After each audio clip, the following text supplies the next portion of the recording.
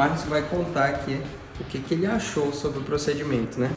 Pessoal, eu sempre tive um problema com volume.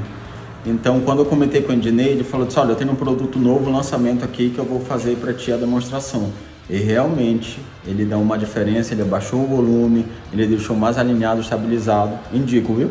Eu tô aqui com o Flávio e hoje a gente vai mostrar um resultado aqui que a gente separou do resultado da barba dele, tá, gente? Desde o primeiro dia que ele começou a fazer o tratamento. Rola a sequência aí embaixo. Olha só, gente, o resultado aí dos primeiros meses aí, já tava com quantos meses já? Tava com 1 mês de tratamento só. Olha só, agora a gente vai rolando a sequência mais pra frente aí, algumas imagens. Olha só, gente, ó. Do jeito que já tava. Olha aí o resultado. Que era com 4 meses. 4 meses. E olha agora.